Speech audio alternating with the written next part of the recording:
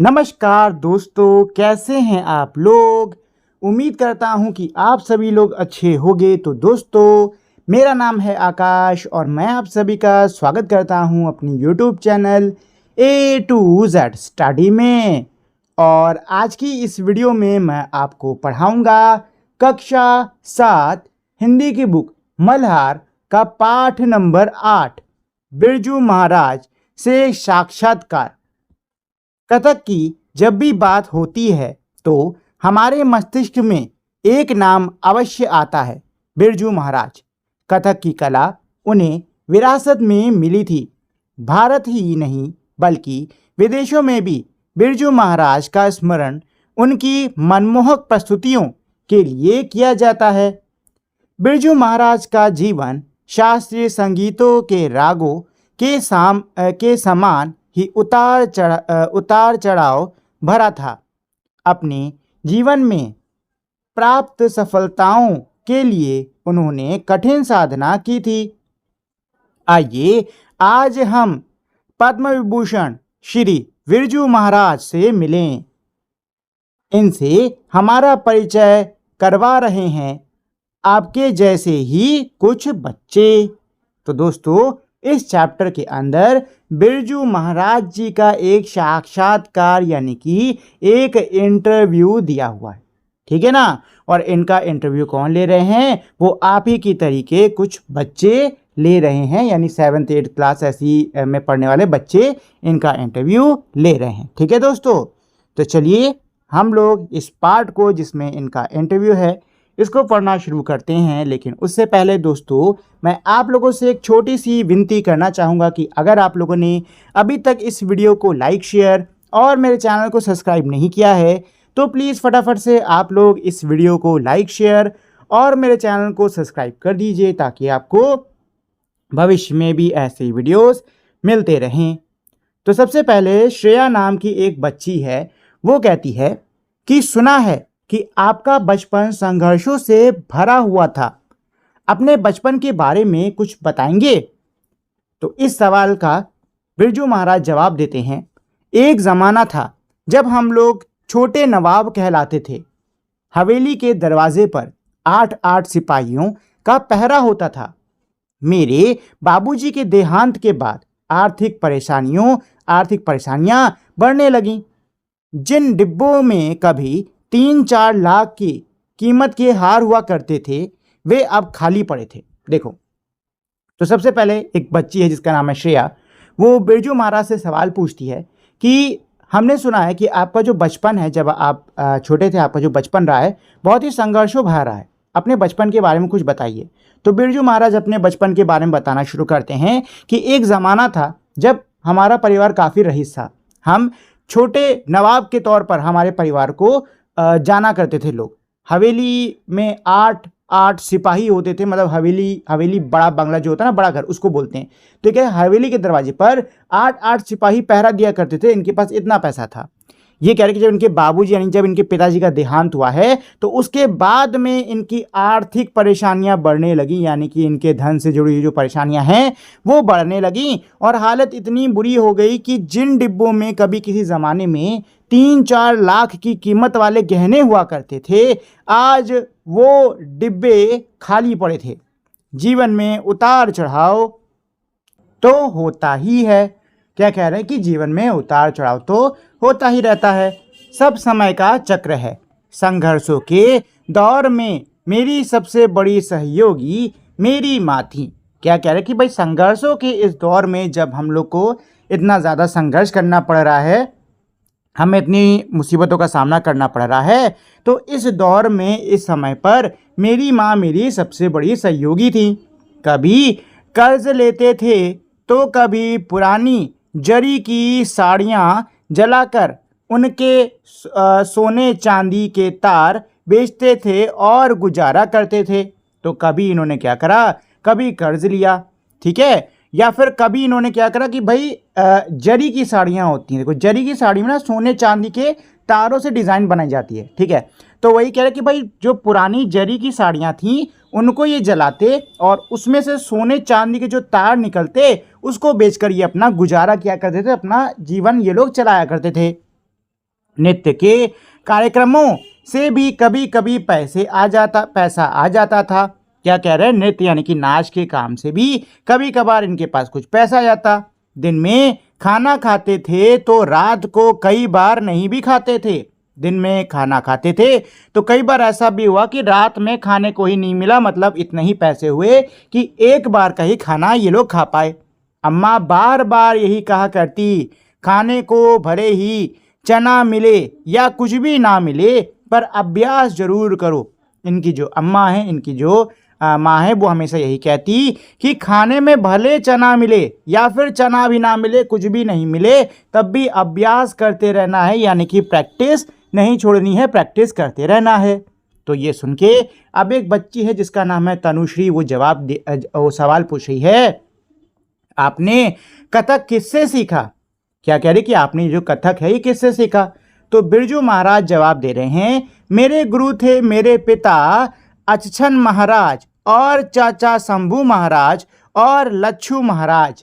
इनके गुरु कौन हैं? इनके गुरु एक तो इनके पिताजी हैं जिनका नाम है अच्छन, ठीक है, अच्छन महाराज, और इनके चाचा जी जो कि है शंभू महाराज और लच्छू महाराज, इनसे इन्होंने कथक सीखा। घर में चूंकि कथक का माहौल था, अतः औपचारिक प्रशिक्षण शुरू होने से पहले ही मैं देख देख कर कथक सीख गया था और नवाब के दरबार में नाचने भी लगा था। क्या कह रहे हैं कि भाई इनके घर में कथक का माहौल था, मतलब इनके पिताजी को भी कथक आता था, इनके चाचा जी को भी कथक आता था, मतलब घर के अंदर कथक कई लोगों को आता था, घर में इनके कथक का ही माहौल रहता था। इसीलिए इनके जो औपचारिक प्रशिक्षण है, यानी कि इनकी ट्रेनिंग शुरू होने से पहले ही ये उनको कथक करते जब देखते थे तो ये देख देख कर ही काफ़ी ज़्यादा कथक सीख गए थे और इन्होंने नवाबों के दरबार में नाचना भी शुरू कर दिया था। ठीक है, चलो, कथक की तालीम शुरू करते समय गुरु शिष्य को गणा ताबीज बांधते हैं और शिष्य गुरु को भेंट देता है। क्या कह रहा है कि भाई कथक की तालीम शुरू होने पर, यानी कथक की जो पढ़ाई है ये शुरू होने पर जो गुरु होते हैं वो शिष्य को ताबीज बांधते हैं और जो शिष्य हैं वो गुरु को भी क्या देते हैं, भेंट देते हैं। जब मेरी तालीम शुरू होने की बात आई तो बाबूजी ने कहा भेंट मिलने पर ही गणा बांधूंगा। क्या कह रहे कि जब इनकी तालीम यानी इनकी कथक की जो ट्रेनिंग है वो शुरू होने को आई, उनकी कथक की जो पढ़ाई है वो शुरू होने को आई, तो बाबूजी ने कहा कि जब भेंट दोगे मुझे तभी मैं गड़ा यानी कि ताबीज बांधूंगा, नहीं तो नहीं बांधूंगा। इस पर अम्मा ने 2 कार्यक्रमों की कमाई बाबूजी को भेंट के रुपए में दे दी। क्या कह रहे कि भाई ये बात सुनकर जो इनकी अम्मा जी हैं वो 2 कार्यक्रमों की जो पूरी कमाई थी वो पूरी की पूरी कमाई बाबूजी को भेंट में दे देती हैं। बाबूजी कौन है? जिनसे इनको कथक की तालीम मिली है। गणा गुरु और शिष्य के बीच पवित्र रिश्ता होता है। ये जो गणा है, ये जो ताबीज होता है, ये गुरु और शिष्य के बीच में एक बहुत ही पवित्र रिश्ता ये होता है, उसको दर्शाता है। मैंने अब इस रस्म को उल्टा कर दिया है। क्या कह रहे कि अब इन्होंने ये जो रस्म है ताबीज बांधने की, इसको इन्होंने अब उल्टा कर दिया। कई वर्षों तक नृत्य सीखने के बाद जब देखता हूँ कि शिष्य में सच्ची लगन है तभी गणा बांधता हूँ। क्या कह रहे कि अब ये कई वर्षों तक अपने शिष्यों का नृत्य देखते हैं और जब इनको लगता है कि इनके शिष्यों में वाकई में कथक को लेकर सच्ची लगन है, वाकई में वो कथक में अच्छे हैं, तभी वो ताबीज उनको बांधते हैं। तनुश्री अब इस पे पूछ रही है, क्या पढ़ाई या दूसरे कामों के साथ साथ संगीत और नृत्य जारी रखना संभव है? तनुश्री क्या कह रही है कि क्या पढ़ाई के साथ में या दूसरे कामों के साथ में जो ये गाना है, जो ये नाचना है, क्या इसको जारी रखना संभव है? बिरजू महाराज जवाब दे रहे हैं, यह तो अपने सामर्थ्य पर निर्भर करता है, यानी यह तो सामर्थ्य पर, किसी काबिलियत पर निर्भर करता है। मेरी शिष्या शोभना नारायण IAS अफसर हैं और अच्छी नर्तकी भी। मेरी एक शिष्य है जिनका नाम है शोभना नारायण, जो कि एक IAS अफसर हैं और बहुत ही अच्छी नर्तकी भी हैं, मतलब बहुत ही अच्छा नाचती भी हैं। मैं नृत्य के साथ साथ बजाता और गाता भी हूँ। मैं नाचने के साथ में गाता बजाता भी हूँ। इसके अतिरिक्त नृत्य, नाटिकाओं और उनके लिए संगीत भी तैयार करता हूँ। इसके अतिरिक्त मैं नाचने के लिए, मतलब नृत्य के लिए, नाटक के लिए और उनके लिए मैं संगीत भी तैयार करता हूँ। मैंने जब नौकरी शुरू की तो मेरे चाचा ने कहा, तुम नौकरी में बट जाओगे, तुम्हारे अंदर का नर्तक पूरी तरह पनप नहीं पाएगा। जब इन्होंने नौकरी करनी शुरू करी तो इनके जो चाचा जी थे उन्होंने कहा कि अब तुम्हारा ध्यान नौकरी में ही बढ़ जाएगा, अब तुम नौकरी में ही रह जाओगे और अब तुम्हारे अंदर का जो नर्तक है वो अच्छे से पनप नहीं पाएगा, अच्छे से तुम्हारे अंदर का नर्तक जो है वो बड़ा नहीं बन पाएगा। पर मैंने दृढ़ निश्चय किया था कि महाराज बनना है तो उसके लिए मेहनत भी करनी होगी। लेकिन इन्होंने दृढ़ निश्चय कर रखा था कि अगर महाराज बनना है तो मेहनत भी करनी होगी। ठीक है, महाराज किनको बोलते हैं? देखो, कथक में महाराज एक तरीके से कह सकते हो, जैसे चेस में ग्रैंड मास्टर होता है ना, वैसे ही कथक के अंदर महाराज होता है। ठीक है, मतलब कथक में समझ लो ये सबसे बड़ी उपाधि होती है। ठीक, माणिक, अब एक बच्चा है माणिक जो कि कुछ पूछ रहा है। क्या पूछा है? कथक की शुरुआत कब हुई? क्या पूछा बच्चा कि ये जो कथक है इसकी शुरुआत कब होती है? तो जवाब में बिरजू महाराज कह रहे हैं, कथक की परंपरा बहुत पुरानी है। इसकी जो ये परंपरा है बहुत ज़्यादा पुरानी है। महाभारत के आदि पर्व और रामायण में इसकी चर्चा मिलती है। महाभारत और रामायण तक में इसकी चर्चा मिलती है। पहले कथक रोचक और अनौपचारिक रूप से कथा कहने का ढंग होता था। पहले जो कथक है ये बहुत ही रोचक तरीके से कथाओं को कहने का एक ढंग था। तब यह मंदिरों तक ही सीमित था। तब ये जो कथक है ये मंदिरों तक सीमित था, मतलब कि तब कथक मंदिरों में किया जाता था। हमारे लखनऊ घराने के लोग मूलतः बनारस इलाहाबाद के बीच हरिया गांव के रहने वाले थे। अब ये कह रहे कि हमारे लखनऊ घराने के जो लोग हैं वो मूलतः मतलब कहाँ के रहने वाले थे? बनारस इलाहाबाद, इसके बीच में एक हरिया नाम का गांव पड़ता है, वहाँ के रहने वाले लोग थे। वहाँ 979 कथिकों के घर हुआ करते थे। वहाँ पर 989 कथकों यानी कथक करने वाले परिवार वहाँ पर रहते थे। कथिकों का एक तालाब अभी भी है। क्या कह रहे कि भाई कथकों का वहाँ पे एक तालाब जो है वो अभी भी है। गांव में एक बैरगिया नाला है जिसके साथ एक कहानी जुड़ी हुई है। क्या कह रहे हैं कि भाई इनके गांव में एक बैरगिया नाम का नाला है जिसके साथ में कहानी जुड़ी है। कहानी क्या है कि एक बार 9 कार्तिक नाले के पास से गुजर रहे थे कि 3 डाकू वहां आ पहुंचे। एक बार की बात है, 9 कार्तिक जो हैं वो नाले के पास से जा रहे थे कि वहीं पे 3 डाकू आ जाते हैं। कुछ कार्तिक डर गए, उनमें से कुछ कार्तिक जो हैं वो डर जाते हैं, किंतु उन कार्तिकों की कला में इतना दम था कि डाकू सब कुछ भूल कर उन कार्तिकों के कथक में मग्न हो गए। लेकिन ये जो कार्तिकेय थे, मतलब ये जो कथक करने वाले लोग थे, इनकी कला में इतना दम था कि जो डाकू हैं ये सब भूल भाल के उनके कथक में ही मग्न हो जाते हैं।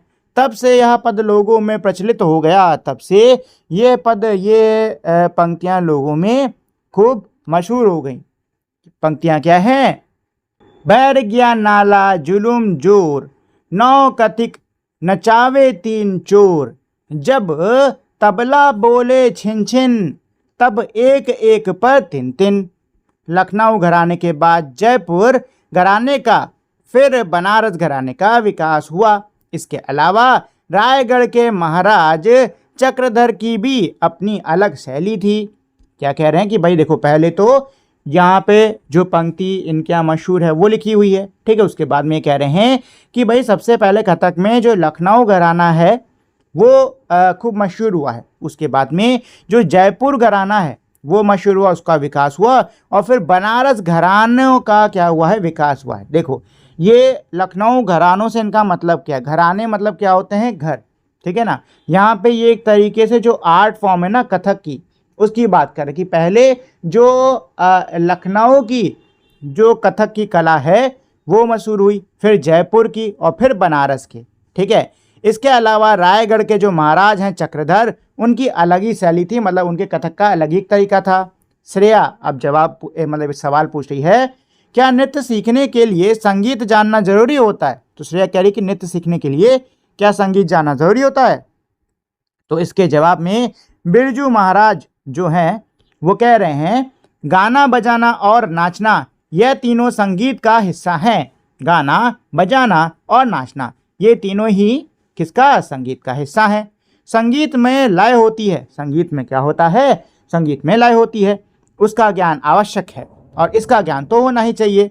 नृत्य में शरीर, ध्यान और तपस्या का साधन होता है। नृत्य के अंदर शरीर, ध्यान, तपस्या, ये नृत्य क्या है? इन सभी का साधन है। इसमें तीनों चीज़ें होती हैं। नृत्य करना एक तरह से अदृश्य शक्ति को निमंत्रण देना है।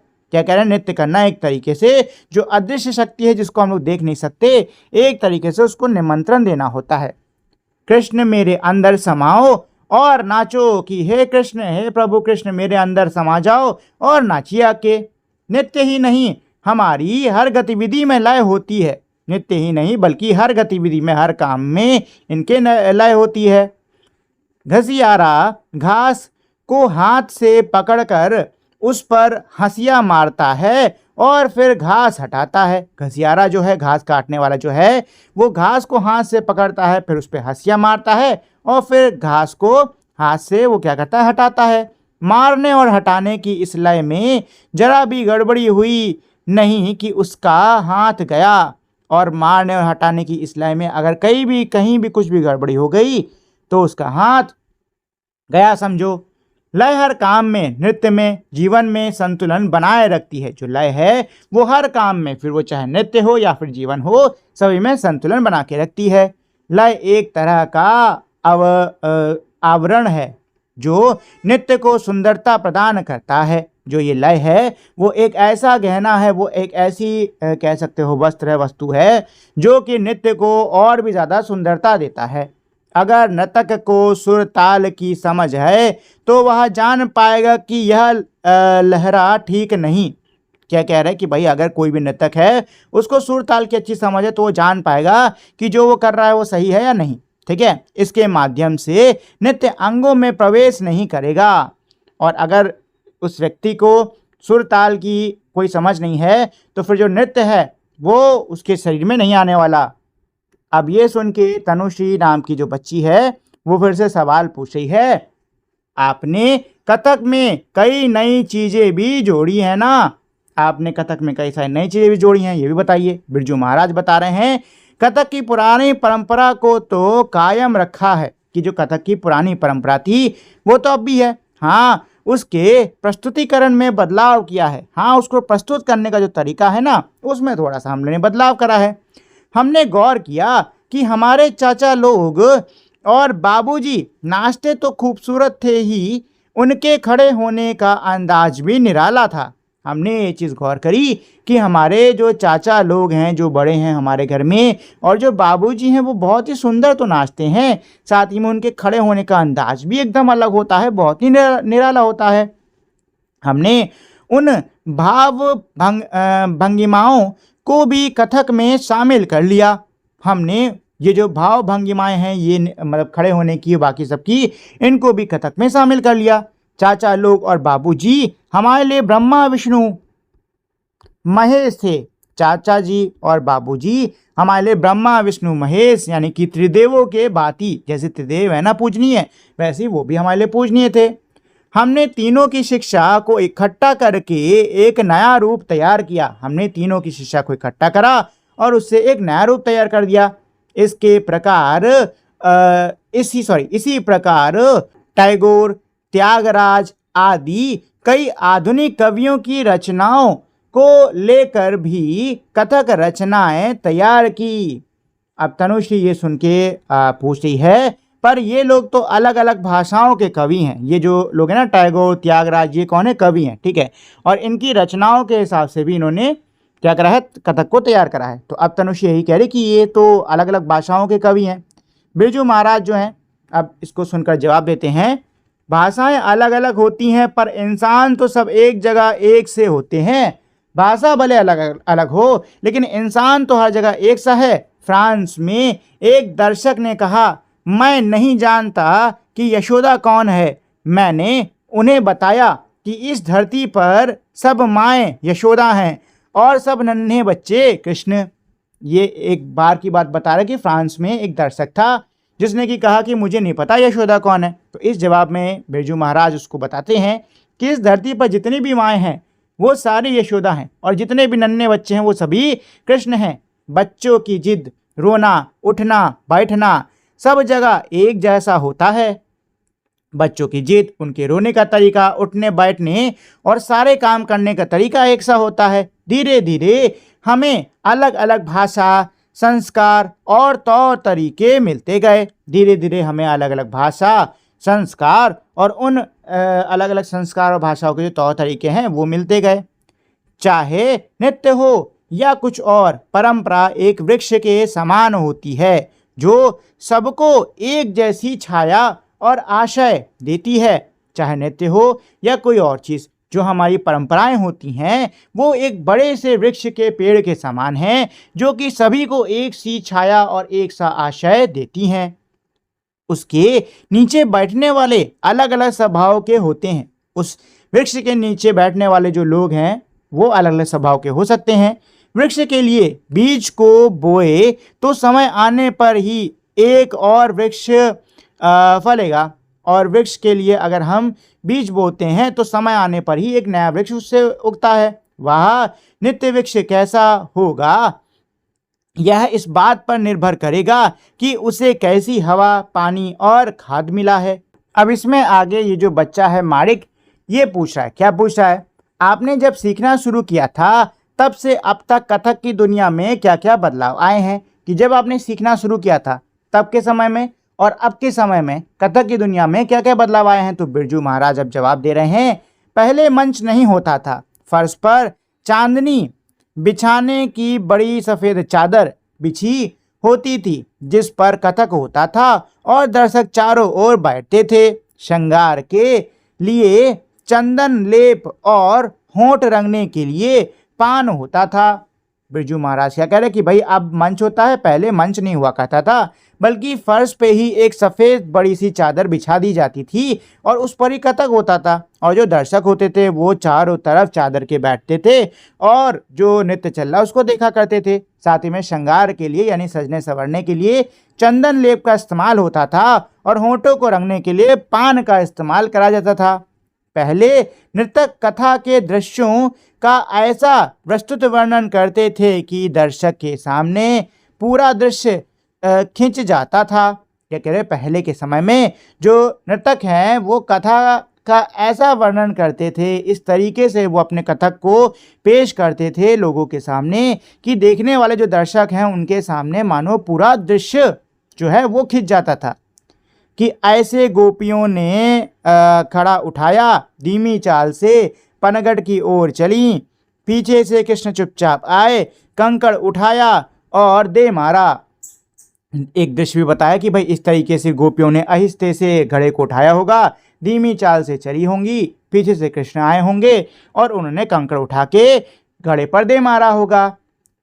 अब सिर्फ पनगढ़ की गत देखो कहकर बाकी दर्शक की कल्पना पर छोड़ दिया जाता है। अब क्या है कि अब सीधे पनगढ़ की गत देखो ऐसा कहकर बाकी जो जितना भी दृश्य है वो सब दर्शक यानी देखने वाले की कल्पना पर छोड़ देते हैं। मतलब ये कह रहे कि पहले जो होता था कथक उसमें बहुत ही कह सकते हो विस्तार के साथ में एक पूरे दृश्य को बताया जाता था, लेकिन अब ऐसा नहीं होता है। अब जो श्रेया है वो पूछ रही है, आपने गाना बजाना और नाचना कब शुरू किया। तो बिरजू महाराज जवाब दे रहे हैं, बिल्कुल छुटपन से ही तबला पीटना शुरू कर दिया था। बिल्कुल छुटपन यानी जब बहुत छोटे थे तभी से इन्होंने तबला पीटना शुरू कर दिया। चाचा ने कहा लड़के के हाथ में लय है। चाचा ने बोला कि लड़के के हाथ में लय तो है।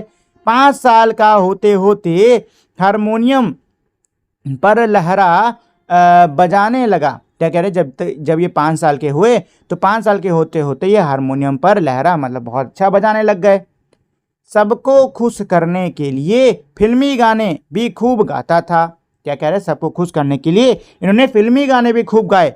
एक बार सबकी फरमाइश पर सुरैया के एक गाने पर देर तक नाचा। एक बार सबकी फरमाइश पर सुरैया का एक गाना है उस पर ही बहुत देर तक नाचे। बहनों ने बड़े शौक से बिंदी चुन्नी से सजा दिया था और बहनों ने बड़े शौक से मुझे बिंदी और चुन्नी से सजा दिया। तब तक चाचा आ गए, बस डर के मारे तुरंत सब कुछ उतार फेंका और छिप गया। तब तक चाचा आ गए, डर के मारे सब कुछ उतारा फेंका और जाके मैं घर में छुप गया।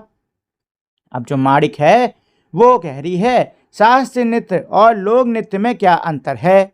माड़िक क्या पूछ रही है कि जो शास्त्रीय नृत्य होता है इसमें और लोक नृत्य इन दोनों में क्या अंतर होता है। तो बिरजू महाराज समझा रहे हैं कि लोक नृत्य सामूहिक होते हैं, यानी कि जो लोक नृत्य होते हैं वो सामूहिक होते हैं, यानी कि अलग अलग समूहों में वो करे जाते हैं, समूहों के होते हैं।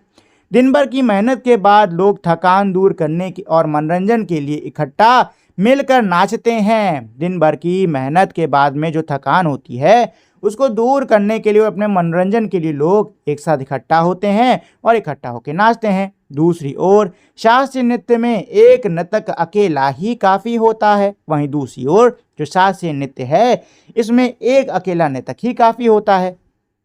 लोक नृत्य नाचने वालों के अपने मन बहलाव और संतुष्टि के लिए होता है, जबकि शास्त्रीय नृत्य दर्शकों के लिए होता है। लोक नृत्य जो भी नाचने वाला व्यक्ति है उसके खुद के मन के बहलने के लिए, उसकी संतुष्टि के लिए होता है, जबकि जो शास्त्रीय नृत्य है वो जो दर्शक देखने आए हैं, जो लोग देखने आए हैं उनके लिए होता है। शुरू में कथावाचक भी लोक नृत्य हुआ करता था। शुरू में कथावाचक मतलब कथा बोलते बोलते नृत्य करना भी लोक नृत्य का ही हिस्सा हुआ करता था। धीरे धीरे जब उसकी खास शैली व रूप निश्चित होता गया तो वह शास्त्रीय नृत्य हो गया। फिर धीरे धीरे जब इसकी खास शैली और खास रूप निश्चित हो गया तो ये भी शास्त्रीय नृत्य में बदल गया। अब श्रेया पूछी है इस समय भारत में शास्त्रीय नृत्य की क्या स्थिति है, कि इस समय भारत के अंदर ये जो शास्त्रीय नृत्य है इसकी क्या स्थिति है, क्या परिस्थिति है। तो ये सुनकर बिरजू महाराज जवाब दे रहे हैं कि कुछ वर्षों पहले तक स्थिति दयनीय थी, यानी कुछ वर्षों पहले तक इसकी स्थिति बहुत ही दयनीय यानी बहुत ही खराब थी। अब इसकी लोकप्रियता बढ़ रही है, पर शोर वाले संगीत नृत्य का भी खूब प्रचलन है कह रहे, लेकिन अब धीरे धीरे इसकी जो लोकप्रियता वो बढ़ने लग गई है, लेकिन अब भी जो शोर वाले संगीत नृत्य होते हैं ना उनका बहुत प्रचलन है। मैं सबसे यही कहता हूँ वह संगीत सुनो देखो, लेकिन अपनी परंपरा की गहराई को भी समझो, अनुभव करो। मैं तो सबसे यही कहता हूँ कि आप जो शोर वाला नृत्य है, जो शोर वाला संगीत है उसको भी सुनिए देखिए, बिल्कुल सुनिए देखिए, लेकिन साथ ही में जो आपकी परंपराएं हैं उनके जो नृत्य हैं उनको भी देखो, मतलब ये शास्त्रीय नृत्य, लोक नृत्य, इनको भी देखो, इनको भी समझो, इनको भी अनुभव करो। तनुश्रिया पूछी है कर्नाटक और हिंदुस्तानी शैली के संगीत की तरह क्या दक्षिण और उत्तर के नृत्य में भी अंतर होता है। कर्नाटक और हिंदुस्तानी शैली के जो संगीत है क्या उसी तरह दक्षिण और उत्तर के जो नृत्य होते हैं इनमें भी कोई अंतर होता है क्या। तो बिरजू महाराज जो है इसका जवाब देते हुए कह रहे हैं कथक, भरतनाट्यम, कुचिपुड़ी, कथकली, मोहिनी अट्टम, उड़ीसी, मणिपुरी ये शास्त्रीय नृत्य के प्रमुख शैलियाँ हैं। संगीत और गाने के ढंग का अंतर तो है ही, इसके अतिरिक्त भी हर नृत्य की अपनी लय और भाव भंगिमा है। इसमें क्या कह रहे हैं कि भाई फर्क होता है, बिल्कुल फर्क होता है। हर जो शास्त्रीय नृत्य है उसकी अपनी प्रमुख क्या होती है, एक शैली होती है, उसको नाचने का एक तरीका होता है। इसके अलावा उसका संगीत, गाने के ढंग, इनमें भी अंतर होता है। इसके अतिरिक्त जितने भी नृत्य होते हैं उनकी अपनी एक अलग लय और भाव भंगिमा होती है।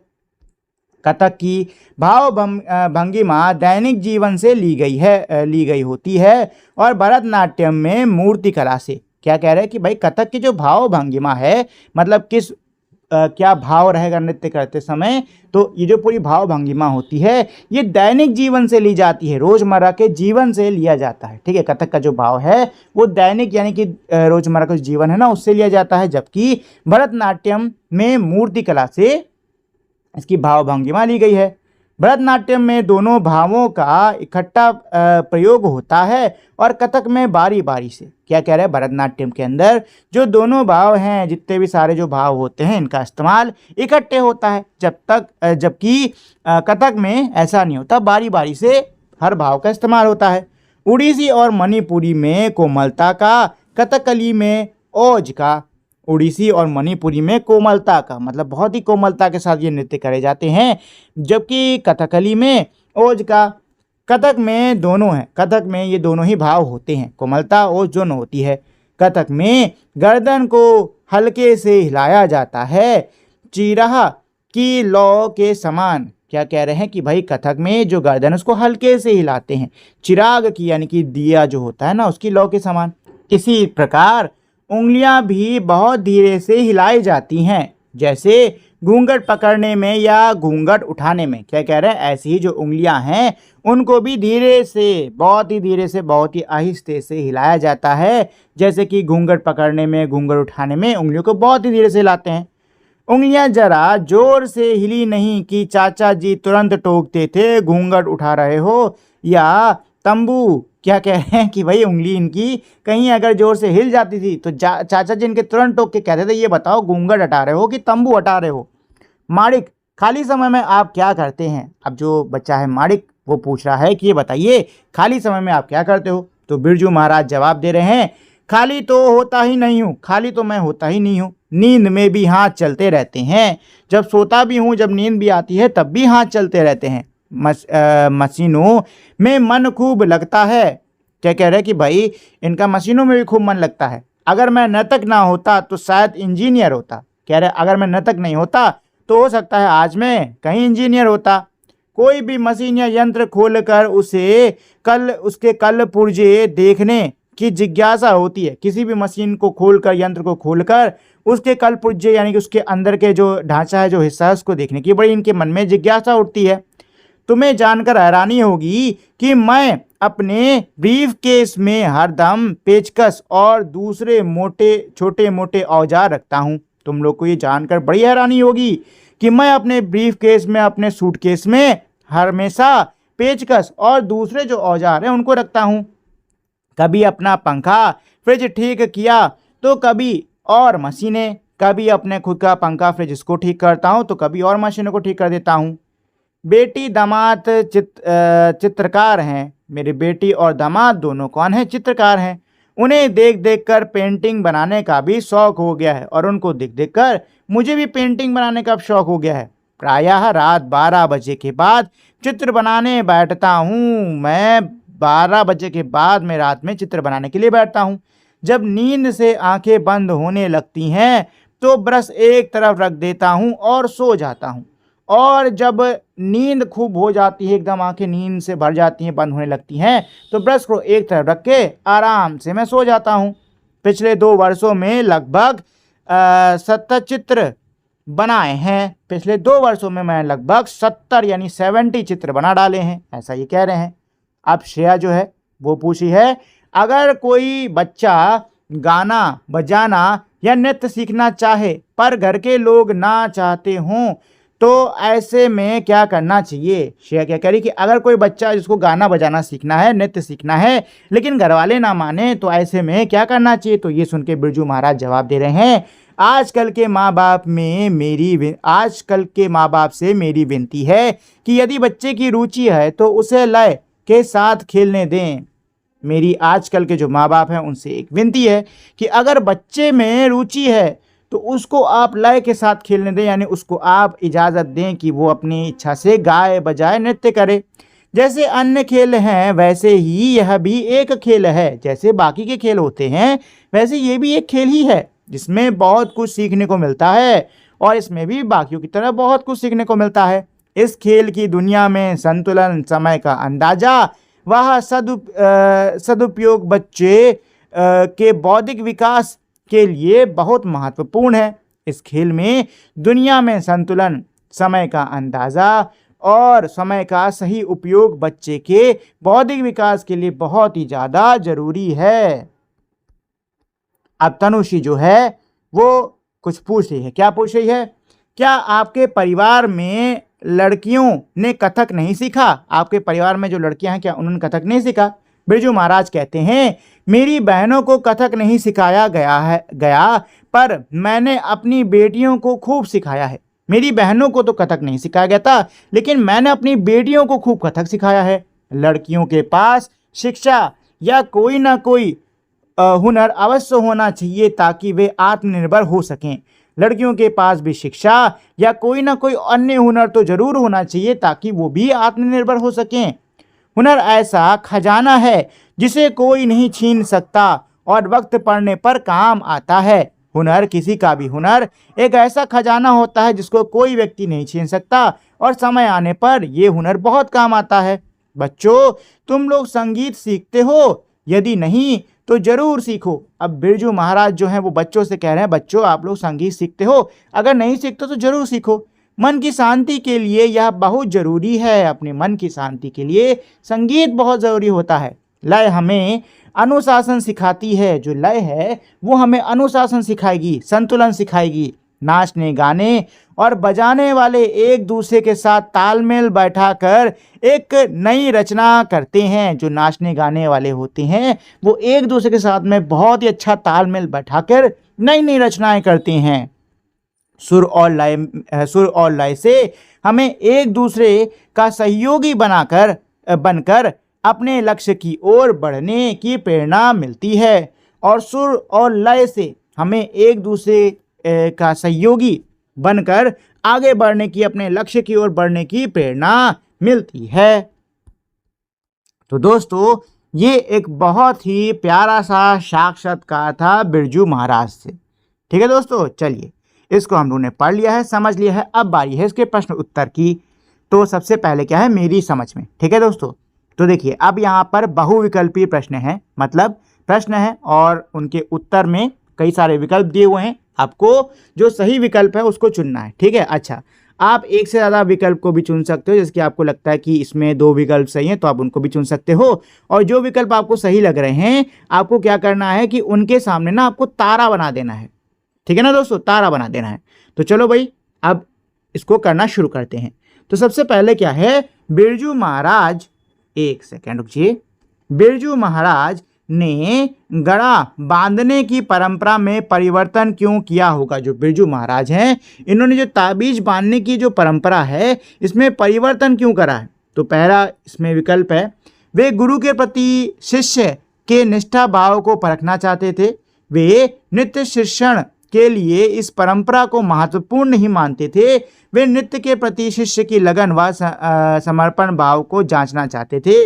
वे शिष्य की भेंट देने की समर्थ को परखना चाहते थे। तो दोस्तों सबसे सही है तीसरा वाला। ठीक है, ठीक है, वो जो शिष्य की नृत्य के प्रति जो लगन है और जो समर्पण है ना उसके भाव को जांचना चाहते थे। ठीक है, हम लोगों ने ये पाठ में भी पढ़ा है। ठीक, चलिए तो दूसरे पर आते हैं। दूसरा क्या है, जीवन में उतार चढ़ाव तो होते ही हैं। बिरजू महाराज के जीवन में किस तरह के उतार चढ़ाव आए? तो पहला क्या है, पिता के देहांत के बाद आर्थिक अभावों का सामना करना पड़ा। तो दोस्तों ये एकदम सही है। ठीक है, कोई भी संस्था नृत्य प्रस्तुति के लिए आमंत्रित नहीं करती थी। किसी समय विशेष में घर में सुख समृद्धि थी। नृत्य के औपचारिक प्रशिक्षण के अवसर बहुत ही सीमित हो गए थे। तो इसमें पहला ही है। ठीक है ना, इसमें ये जो पहला वाला है यही है इसका सही। चलिए तीसरे पर चलते हैं दोस्तों। तो तीसरा क्या कह रहा है, बिरजू महाराज के अनुसार बच्चों को लय के साथ खेलने की अनुशंसा क्यों की जानी चाहिए? तो जो बिरजू महाराज हैं उनके हिसाब से बच्चों को लय के साथ खेलने के लिए प्रोत्साहित क्यों करना चाहिए? ठीक है, तो संगीत, नृत्य, नाटक और सभी कलाएं बच्चों को मानवीय मूल्यों के का विकास नहीं करती। ये गलत हो गया, नहीं दे तो ये तो गलत हो गया। कला संबंधी विषयों से जुड़ाव बच्चों के बौद्धिक विकास के लिए बहुत ही महत्वपूर्ण है। एकदम सही है दोस्तों। कला भी एक खेल है जिसमें बहुत कुछ सीखने को मिलता है। ये भी एकदम सही है दोस्तों। वर्तमान समय में कला एक सफल माध्यम नहीं है। तो यही दोनों सही हैं। ठीक है, ये और ये गलत हैं। ठीक है दोस्तों, चलिए अब आगे इसमें यही है कि भाई आप अपने मित्रों के साथ में चर्चा करो कि उन्होंने कौन कौन से विकल्प चुने हैं और उन्होंने वही क्यों चुने हैं। ठीक है, चलिए मिलकर करे मिलान। तो इसमें क्या है, पाठ में से चुनकर कुछ शब्द एवं शब्द समूह नीचे दिए गए हैं, अपने समूह में इन पर चर्चा कीजिए और इन्हें इनके सही संदर्भों व अवधारणाओं से मिलाइए। इसके लिए आप शब्दकोश, इंटरनेट या अपने शिक्षक की सहायता ले सकते हो। दोस्तों यहाँ पर दिया है शब्द और यहाँ पर दिए हैं इनके संदर्भ, आपको बस इनको इससे मिलाना है। ठीक है, चलो भाई शुरू करते हैं। पहला इसमें कर्नाटक संगीत शैली। ठीक है, तो कर्नाटक संगीत शैली ये आपका मिलेगा किससे, भारतीय शास्त्रीय संगीत। देखो कर्नाटक ना दक्षिण भारत में होता है। ठीक है, तो दक्षिण भारत से जुड़ा कुछ भी दिख रहा है उसमें देख लो, ये देखो ये हो सकता है भारतीय शास्त्रीय संगीत की एक शैली जो प्रमुख रूप से दक्षिण भारत के राज्यों में प्रचलित है। ठीक है दोस्तों, इससे मिला दो, ये हो गया इसका। ठीक है, ये से हो गया। चलो अगला क्या है, घराना, सॉरी घराना, नॉट घराना, घराना घ है। ठीक है, तो घराना घराना घराना घराना घराना कलाकारों का एक समुदाय, ये रहा दोस्तों चौथा वाला। हिंदुस्तानी संगीत में कलाकारों का एक समुदाय या कुटुंब जो संगीत नृत्य की विशिष्ट शैली को साझा करते हैं। ठीक है, तो यही इसका आंसर हो गया, घराना। चलिए तीसरा है शास्त्रीय संगीत। तो शास्त्रीय संगीत भारत के प्राचीन गायन, हाँ ये होगा, भारत के प्राचीन गायन, वादन, गीत, नृत्य, अभिनय परंपरा का अभिन्न अंग। इसमें शब्दों की सुर का, हाँ यही होगा। ठीक है, चलो यही हो गया। अब आते हैं अगला क्या है दोस्तों, हिंदुस्तानी संगीत शैली। तो हिंदुस्तानी संगीत शैली ये आपका आएगा किसमें, हिंदुस्तानी संगीत शैली, कर्नाटक और हिंदुस्तानी। देखो कर्नाटक दक्षिण भारत की है, ठीक है, और जो हिंदुस्तानी संगीत शैली है ये उत्तर भारत किधर, इसमें कहीं उत्तर भारत है क्या, हाँ यहाँ पर है छठा वाला, ये उत्तर भारत है। ठीक है, तो इससे मिला दोगे आप। चलो अगला क्या है, कण छेदन, मतलब कान को छेदना, कान को छेदने जुड़ा कुछ है यहाँ पे क्या, कान को छेदने से यह कान में सोने या चांदी की, हाँ ठीक है ये है। चलो जी, ये हो गया आपका तीसरा। और आखिरी बचा है लोक नृत्य, जो कि आपका ये हो जाएगा किसी क्षेत्र का विशेष लोग द्वारा किया जाने वाला पारंपरिक नृत्य। ठीक, तो ये है दोस्तों नंबर 1, नंबर 2 ये है, नंबर 3 आपका ये है, नंबर 4 ये आखिरी वाला है, नंबर 5 ये है और नंबर 6 है आपका ये वाला। ठीक है, मिला लीजिएगा इसको आप।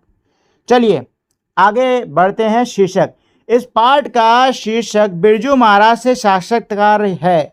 यदि आप इस साक्षात्कार को कोई अन्य नाम देना चाहेंगे तो क्या नाम देंगे, आपने यह नाम क्यों सोचा, लिखिए। देखो दोस्तों क्या कह रहे हैं कि ये जो कहानी हम लोगों ने ऊपर पढ़ी है इसका नाम क्या है, कहानी नहीं वैसे साक्षात्कार है। ठीक है, ये जो हमने ऊपर पढ़ा है इसका नाम ये है बिरजू महाराज से साक्षात्कार। ठीक है, अगर आप इसको कोई दूसरा शीर्षक देना चाहते हो तो कौन सा शीर्षक दोगे। ठीक है, और यही शीर्षक आपने क्यों सोचा ये भी आपको बताना है। ठीक है, तो नए शीर्षक के लिए बिरजू महाराज से जुड़ा ही कुछ बना लेते हैं, नृत्य से जुड़ा, तो बना लो लय और जीवन बिरजू महाराज की कथा। ठीक है, ऐसे करके। और कारण भाई यही है कि भाई इस साक्षात्कार के अंदर बिरजू महाराज के जीवन, उनके संघर्ष, उनके लय के प्रति जो उनकी श्रद्धा है, जो नित्य साधना है, ये सब हमें देखने को मिलती है। ठीक है, और इसी के लिए इसका शीर्षक ये रखा गया है। ठीक है दोस्तों, चलिए आगे बढ़ते हैं। पंक्तियों पर चर्चा, साक्षात्कार में से चुनकर कुछ वाक्य नीचे दिए गए हैं, इन्हें ध्यान से पढ़िए और इन पर विचार कीजिए। आपको इनका क्या अर्थ समझ में आया, अपने विचार लिखिए। तो दोस्तों यहाँ पे क्या कह रहे हैं कि भाई साक्षात्कार से उठाकर नीचे कुछ वाक्य दिए हुए हैं, आपको इनको पढ़ना होगा। ठीक है, पढ़ के इस पर विचार कीजिए और आपको जो भी इसका अर्थ समझ में आता है उसको आप लिख दीजिए। ठीक है, तो पहला इसमें क्या दिया हुआ है कि भाई तुम नौकरी में बट जाओगे, तुम्हारे अंदर का नतक पूरी तरीके से पनप नहीं पाएगा। ठीक है, तो ये बात इनके चाचा जी ने कही थी। ठीक है, और कब कही थी, जब ये नौकरी करना शुरू कर रहे थे ना, तब इनके चाचा जी कहते हैं कि अब तुम नौकरी में ही लग जाओगे और तुम्हारे अंदर का जो नतक है ना वो पूरी तरीके से पनप नहीं पाएगा। ठीक है ना, तो ये है इसका उत्तर। चलो, लय हम नर्तकों के लिए देवता है। तो जो लय होता है वो नर्तकों के लिए क्या है, देवता है, यानी कि लय जो है वो नर्तकों के लिए बहुत ही ज़्यादा महत्वपूर्ण होता है। लय जो है वो नृत्य की क्या होती है, आत्मा होती है। ठीक है, वही नृतक को अनुशासन और एक तरीके से सौंदर्य देती है। ठीक है दोस्तों, चलिए तीसरे पर आते हैं। नृत्य में शरीर ध्यान और तपस्या का साधन होता है। तो इसका मतलब क्या है कि जो नृत्य है वो शरीर को स्वस्थ बनाता है। ठीक है ना, शरीर को खूब हष्ट पुष्ट रखता है। नृत्य में जो लोग लगे होते हैं वो मानसिक रूप से भी खूब हष्ट पुष्ट रहते हैं। इसके अलावा वो इनकी आध्यात्मिक साधना का भी एक क्या है, बहुत ही अच्छा साधन होता है। ठीक है, चौथे पर आते हैं। कथक में गर्दन को हल्के से हिलाया जाता है, चिराग की लौ के समान। जो कथक होता है इसमें गला जो होता है उसको बहुत ही हल्के से हिलाते हैं। जैसे चिराग हल्के से हिलाया, मतलब चिराग की जो लौ होती है हल्की हल्की हिलती कि नहीं हिलती है, तो वैसे ही कथक में भी जो गला है ना, इसको भी बहुत ही हल्के से हिलाया जाता है। ठीक है, तो इसका जो मतलब है वो यही है। ठीक है, इसका जो मतलब है वो आपका ये होगा कि कथक में जो भाव भंगिमा होती है उसमें कोमलता रखना बहुत ज़्यादा ज़रूरी है। ठीक, चलो सोच विचार के लिए क्या है इसमें, पहला साक्षात्कार के को एक बार पुनः पढ़िए और निम्नलिखित प्रश्नों के उत्तर दीजिए। साक्षात्कार को एक बार फिर से पढ़ो और ये जो प्रश्न है इनके उत्तर दो। तो पहला प्रश्न क्या है दोस्तों, पहला प्रश्न है बिरजू महाराज नृत्य का औपचारिक प्रशिक्षण आरंभ होने से पहले ही कथक कैसे सीख गए थे। तो ये जो बिरजू महाराज हैं इनके नृत्य की औपचारिक प्रशिक्षण शुरू होने से पहले ही इन्होंने कथक कैसे सीख लिया था। तो कैसे सीख लिया था, क्योंकि भाई बिरजू महाराज के घर का जो माहौल था वो कथक का एक तरीके से माहौल था। ठीक है, वो कथक के माहौल में ही पले बड़े हैं, इसीलिए औपचारिक प्रशिक्षण शुरू होने से पहले ही इन्होंने देख देख के काफ़ी कथक सीख लिया। ठीक है, अगला क्या है, नृत्य सीखने के लिए संगीत की समझ होना क्यों अनिवार्य है। तो नृत्य को सीखने के लिए संगीत की समझ होना जरूरी क्यों होती है, क्योंकि नृत्य में लय और ताल दोनों ही अनिवार्य होता है, और लय और ताल अगर समझोगे नहीं तो सही से नृत्य नहीं कर पाओगे, है कि नहीं, इसलिए संगीत को समझना भी बहुत जरूरी है। ठीक, चलिए अगले प्रश्न पर आते हैं। नृत्य के अतिरिक्त बिरजू महाराज को और किन किन कार्यों में रुचि है। तो नृत्य के अलावा और किन किन कामों में बिरजू महाराज को रुचि थी। तो उनको पेंटिंग करने में, तबला हारमोनियम बजाने में, साथ ही में मशीनों को खोलने में, जोड़ने में, इसमें भी इनको बहुत ज़्यादा क्या है, रुचि है। ठीक है ना दोस्तों, चलो अगले पर आते हैं। क्या है, बिरजू महाराज ने बच्चों की शिक्षा और रुचियों के बारे में अभिभावकों से क्या कहा। तो जो बिरजू महाराज हैं वो बच्चों की शिक्षा और उनकी रुचि के बारे में जो अभिभावक हैं, यानी कि उनके जो माता पिता हैं, जो गार्जियन हैं, उनसे इन्होंने क्या कहा। तो उनसे इन्होंने ये कहा था कि उनके लिए उन्होंने ये संदेश दिया था कि अगर बच्चों की किसी में रुचि है, किसी नाचने गाने किसी भी चीज़ में रुचि है, तो आप उसको वो करने दें। ठीक है, तो उन्होंने अभिभावकों से ये कहा था कि बच्चों की जो रुचि जिस भी चीज़ में है वो उसको उसमें लगने दें। ठीक है, उन्हें लय के साथ वो खेलने दें, इससे वो अनुशासन और संतुलन सीखेंगे। ठीक है दोस्तों, चलिए दूसरा क्या है, पाठ में से उन प्रसंगों की पहचान कर उन पर चर्चा कीजिए जिनसे पता चलता है कि आपको क्या करना है, पाठ में से उन प्रसंगों को पहचानना है और उन पर चर्चा करनी है, जिससे हमको क्या पता चलता है कि बिरजू महाराज बहुमुखी प्रतिभा के धनी थे। दूसरा है, बिरजू महाराज को नृत्य की ऊंचाइयों तक पहुंचने में उनकी माँ का बहुत योगदान रहा। और तीसरा है, बिरजू महाराज महिलाओं के लिए समानता के पक्षधर थे। ठीक है, तो देखो पहला कि भाई उनको नृत्य के अलावा और भी कई चीज़ों में रुचि है। ठीक है, जैसे कि उनको गायन में रुचि है, वादन में रुचि है, चित्रकला, मशीन, इन सब में रुचि है। ठीक है, और उनकी जो कठिनाइयों का समय था, ठीक है, उसमें उनकी माँ ने उनका बहुत सहयोग दिया, उनके अभ्यास को कभी रुकने नहीं दिया। ठीक है, और आखिरी आपका क्या है कि भाई उन्होंने अपनी बेटियों को, मतलब उनकी बहनों को तो नहीं सिखाया गया था कथक, लेकिन उन्होंने अपनी बेटियों को खूब अच्छे से कथक सिखाया है। ठीक है ना, तो ये हो गए इन तीनों का आंसर। ठीक है, चलो आगे बढ़ते हैं। शब्दों की बात, पाठ में आए हुए कुछ शब्द नीचे दिए गए हैं, इन्हें ध्यान से पढ़िए। तो पाठ में ये कुछ शब्द हैं जो कि नीचे दिए गए हैं, उनको ध्यान से पढ़ो। क्या है, आजीविका, सीमित, प्रशिक्षण, सुंदरता, आधुनिक, पारंपरिक, भारतीय, सामूहिक, शास्त्रीय। आपने इन शब्दों पर ध्यान दिया होगा कि मूल शब्द के आगे या पीछे कोई शब्दांश जोड़कर नया शब्द बना है। क्या कह रहा है, आपने इन शब्दों में चीज ध्यान दी होगी कि मूल शब्द के आगे पीछे कुछ जोड़कर शब्द का कोई हिस्सा जोड़कर नया शब्द बना गया है।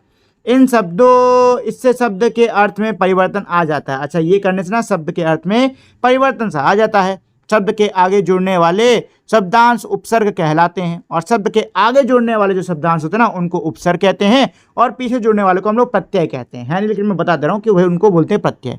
ठीक है, अब यहाँ पे आप देख सकते हो कि भाई कुछ उदाहरण दिए हैं, जैसे कि अद्भुत का अदृश्य का आधन दृश्य। ठीक है, आधन दृश्य। ठीक है, अच्छा, ये जो प्लस का निशान है उसको धन बोलते हैं हिंदी में, आधन दृश्य। ठीक है, वैसे ही आवरण का आधन वरण। ठीक है, प्रशिक्षण का प्रधन शिक्षण। ठीक है, यहाँ पर प्र क्या हुए, उपसर्ग हो गए दोस्तों। ठीक है ना।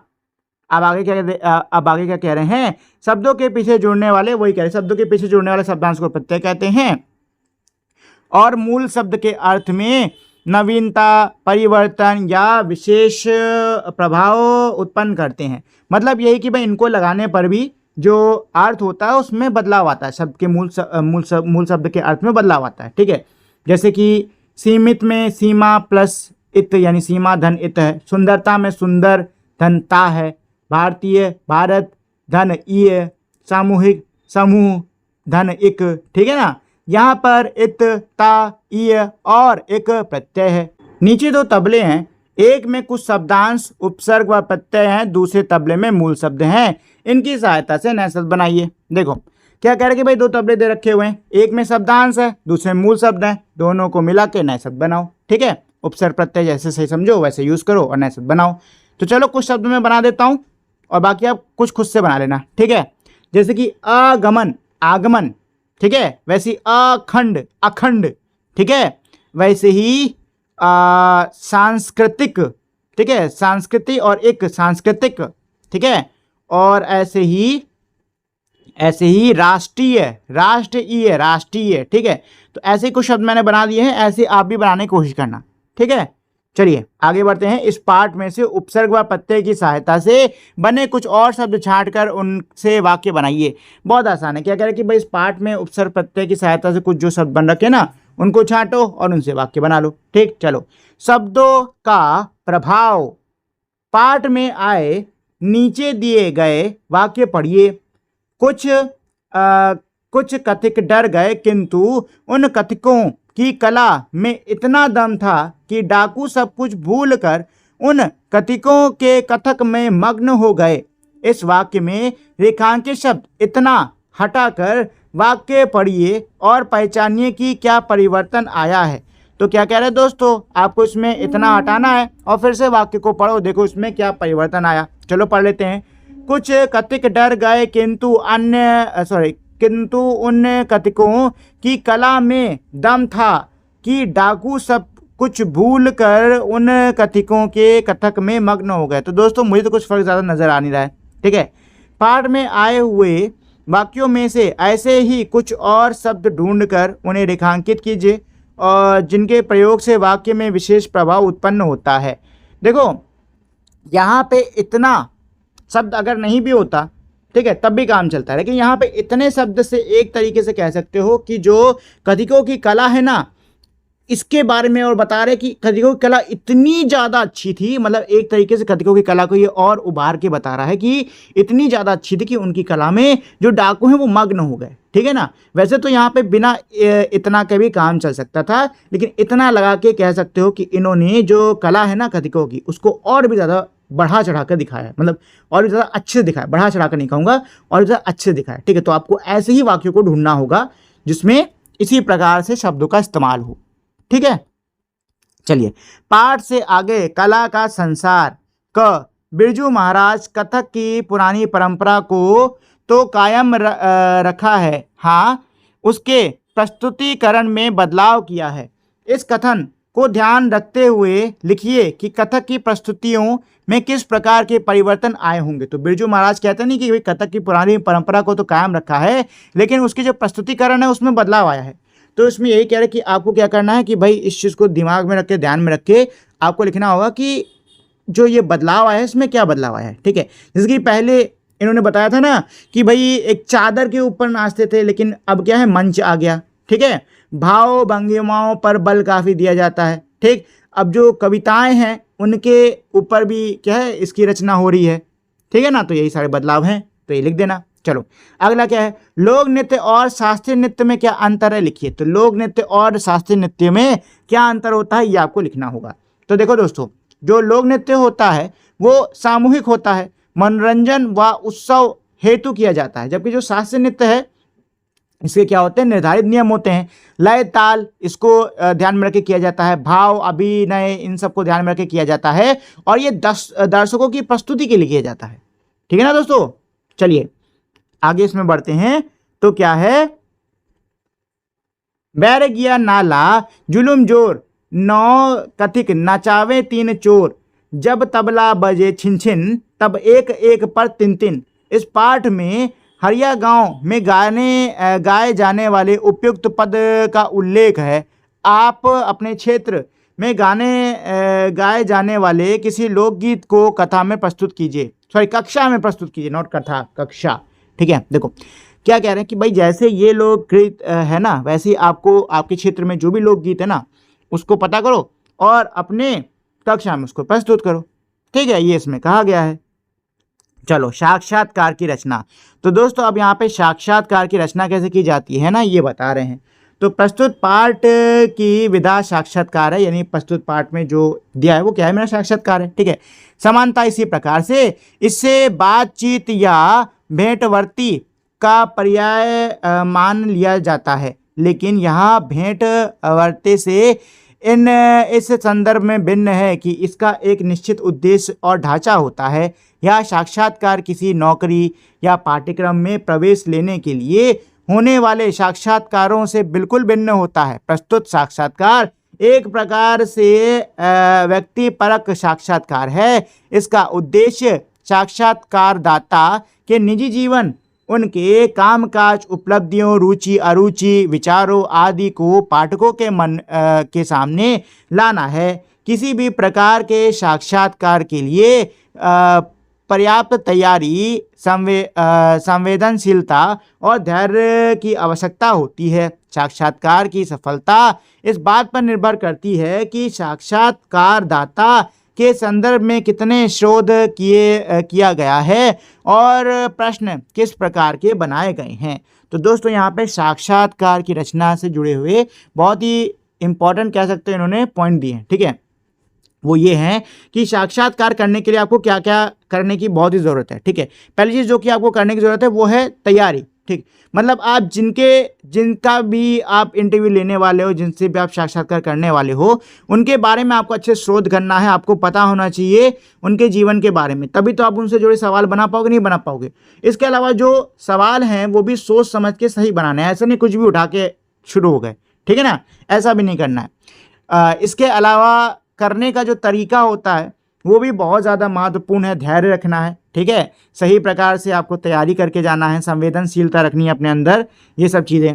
ठीक, तो ये है। अब इसमें क्या कह रहे हैं, प्रस्तुत साक्षात्कार के आधार पर बताइए साक्षात्कार से पहले क्या क्या तैयारी की गई होगी।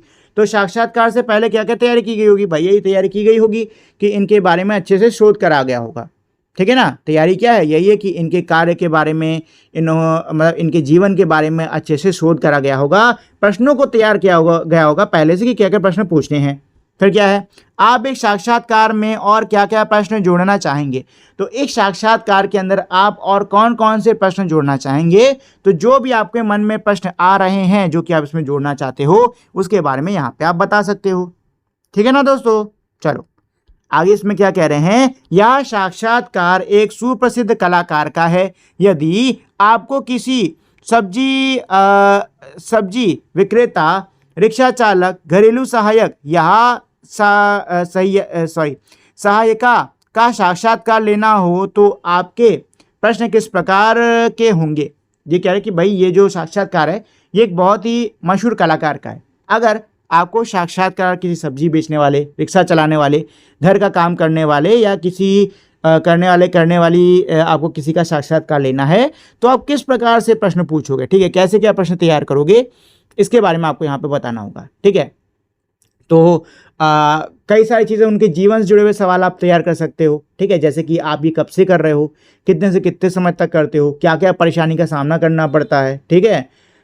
कई सारे सवाल हैं जो कि आप उनसे पूछ सकते हो, ठीक है। चलो अगला क्या है, सृजन। आपके विद्यालय में कथक नृत्य का आयोजन होने जा रहा है। क्या कह रहे हैं कि भाई आपके स्कूल में कथक नृत्य है जो है इसका आयोजन होने जा रहा है। क्या है, आप दर्शकों को कथक नृत्य कला के बारे में क्या क्या बताएंगे, लिखिए। तो आप जो दर्शक है जो देखने आ रहे हैं उनको आप कथक नृत्य कला के बारे में क्या क्या बताओगे, इसके बारे में लिखो, ठीक है। इस कार्यक्रम की सूचना देने के लिए एक विज्ञापन तैयार कीजिए। इसके अलावा आपको क्या करना है कि भाई इसके लिए आपको एक विज्ञापन भी तैयार करना है, ठीक है। अच्छा देखो, पहले वाले में ना थोड़ा पॉइंट मैं बता देता हूँ कि आप कथक के इतिहास के बारे में, उसके भाव भंगिमा क्या होती है, लय ताल का महत्व क्या होता है, गुरु शिष्य की क्या परंपरा है, ये सब और इसके अलावा जो घराने हैं ना इसके, इन सब के बारे में आप उनको बता सकते हो, ठीक है। चलो तो यहाँ पे भाई विज्ञापन तैयार करना है, मतलब पोस्टर टाइप का कुछ आप चाहो तो तैयार कर सकते हो, ठीक। इसके बाद अगला क्या है, यदि इस नृत्य कार्यक्रम में कोई दृष्टिबाधित दर्शक है और वह नृत्य का आनंद लेना चाहे तो इसके लिए विद्यालय की ओर से क्या व्यवस्था की जानी चाहिए। क्या कह रहे हैं कि भाई मान लो कोई व्यक्ति है, ठीक है, आपके विद्यालय में जिसकी दृष्टि में थोड़ी दिक्कत है, ठीक है, और वो इस नृत्य का आनंद लेना चाहता है, तो विद्यालय को अपनी ओर से क्या क्या व्यवस्था करनी चाहिए इसके लिए, ठीक है। तो देखिए इसके लिए वो रख सकते हैं किसी ऐसे व्यक्ति को जो कि मंच पर क्या चल रहा है ना, इसको बोल बोल कर बहुत ही विस्तार में बोल कर सबको सुनाए, ठीक है। इसके लिए वो ऐसे व्यक्ति को रख सकते हैं, जैसे कि जो व्यक्ति देख नहीं सकता ना सही से, वो भी इसका आनंद ले सकता है, ठीक है। चलिए तो अब दोस्तों आगे है आज की पहेली। एक सेकंड रुकिए, चले, अच्छा ठीक है, देख लेते पहले। तो आज की पहेली देख लेते हैं दोस्तों। आज की पहेली में क्या क्या है, अगर नर्तक को सुर ताल की समझ है तो वह जान पाएगा कि यह लहरा ठीक नहीं है, इसके माध्यम से नृत्य अंग में प्रवेश नहीं करेगा। संगीत में लय को, ये तो पाठ का ही दिया है, पहेली कहाँ है इसमें, रुको एक बार पढ़ लेते हैं। संगीत में लय को प्रदर्शित करने के लिए ताल का सहारा लिया जाता है। किसी भी गीत की पंक्तियों में लगने वाले समय को मात्राओं द्वारा ठीक उसी प्रकार मापा जाता है जैसे दैनिक जीवन में व्यतीत हो रहे समय को हम सेकंड के द्वारा मापते हैं। ताल कई मात्रा समूहों का संयुक्त रूप होता है। संगीत के समय को मापने की सबसे छोटी इकाई मात्रा है और ताल कई मात्राओं का संयुक्त रूप होता है। जिस तरह घंटे में मिनट और मिनट में सेकंड होते हैं, उसी तरह ताल में मात्रा होती है। आज हम आपके लिए ताल से जुड़ी एक अनोखी पहेली लाए हैं। अच्छा, ये पूरा प्रश्न है दोस्तों, ये पूरा ही प्रश्न है, ये पहेली नहीं है, ये पूरा का पूरा ही प्रश्न है, ठीक है। तो इस पर नहीं भी ध्यान दोगे तब भी चलेगा। चलो जी, अब क्या कह रहे हैं, एक विद्यार्थी ने अपनी डायरी में, अच्छा ये भी छोड़ना है, चलो सीधे इस पर आते हैं। तो ये पहेली है जहाँ तक मुझको लग रहा है, रुको एक बार पढ़ लेते हैं। अच्छा, उसमें भी क्या है, एक विद्यार्थी ने अपनी डायरी में अपने विद्यालय की किसी एक दिन का उल्लेख किया है। उस उल्लेख में संगीत की कुछ तालों के नाम आए हैं, आप उन तालों के नाम ढूंढिए। अच्छा, ताल के नाम इसके अंदर है, उसको ढूंढना है आपको, ठीक है ना। तो चलो भाई शुरू करते हैं। कल हमारे विद्यालय में संगीत और नृत्य सभा का आयोजन हुआ था। उसमें एक दो नहीं बल्कि 4 कलाकार आए थे। उन कलाकारों में एक का नाम रूपक और दूसरे का नाम लक्ष्मी था। शेष 2 कलाकारों के नाम पता नहीं चल पाए। वे दोनों जब अपनी प्रस्तुति के लिए मंच पर आए तो दर्शकों से पूछने लगे, तिलवाड़ा, दादरा या झुमरा। दर्शक बोले, तीनों में से कोई नहीं, हमें दीपचंदी और कहरावा पसंद है। दर्शकों की यह बात सुनते ही कलाकारों ने अपनी प्रस्तुति प्रारंभ कर दी। देखो मुझे वैसे जहाँ तक लग रहा है शायद ये होगा, ठीक है, ये हो सकता है कोई ताल। मुझे तालों के बारे में उतनी जानकारी है नहीं, सही बताओ तो, ठीक है। तो शायद झमरा, ये और ये दीपचंदी कहराव, शायद ये हो सकते हैं तालों के नाम। ठीक है दोस्तों, देखो मैं गलत भी हो सकता हूँ, ठीक है, मैं ना गलत भी हो सकता हूँ क्योंकि मेरे तालों के बारे में उतनी जानकारी है नहीं। ठीक है दोस्तों, तो अगर आप में से कोई हो अच्छे से जानकार तो इसका उत्तर वो दे सकता है, कमेंट में नीचे लिख सकता है। ठीक है, चलिए अब नीचे दी गई शब्द पहेली में से संगीत की उन तालों के नाम ढूंढ कर लिखिए। तो हमको नाम भी ढूंढने हैं। ठीक है, तो जब तालों के नाम नहीं पता तो यहाँ से कैसे करेंगे, इसमें आ गया है झरोखों से। चलिए वैसे यहाँ पर ना पाठ ख़त्म है, ये जो पाठ है दोस्तों ये यहाँ पे ख़त्म है, लेकिन चलिए यहाँ पे हम लोग कुछ ढूंढने की कोशिश करते हैं। तो क्या है, तिलवाड़ा, तिलवाड़ा, तिलवाड़ा, तिलवाड़ा, तिलवाड़ा, ये देखो तिलवाड़ा है दोस्तों, तिलवाड़ा, तिलवाड़ा मिल गया। ठीक है, तिलवाड़ा मिल गया। और क्या है, दीपचंदी। तो दीपचंदी, दीप दादा पे एक ही मात्रा, दीपचंदी, दीप, अच्छा ये रहा दीपचंदी। ठीक है, मिल गया, दीपचंदी भी मिल गया है। और क्या है, हाँ ये दादरा, दादा पे आ की मात्रा, दादरा, दादरा, दादरा, दादरा, दादरा है क्या है, रुको देखने दो एक बार फिर से, हाँ दादरा ही है। तो दादा पे आ की मात्रा, ये रहा दोस्तों आखिरी में देखो ये दादरा। ठीक है, ये हो गया। और तिलवाड़ा, दादरा हो गया है। झुमरा, झुमरा, जहाँ पे ऊ की मात्रा, ये देखो झुमरा। ठीक है, झुमरा मिल गया हम लोग को। और ढूंढ लेते हैं, और भी कुछ था क्या, दीपचंदी, और ये वाला, हाँ क्या है ये, कहरवा, कहरवा, ये रहा दोस्तों कहरवा, कहरावा नहीं कहरवा, मैं शायद इसको कहरावा पढ़ा था ना, शायद मैंने इसको कहरावा पढ़ा था, ये कहरवा है। ठीक है दोस्तों, चलिए तो ये तो हो गया है ये पूरा पाठ। इसमें वैसे और भी आगे है, कथक से जुड़ा हुआ, अलग अलग नृत्यों से जुड़ा हुआ, तो अगर आप चाहो तो उसको पढ़ सकते हो।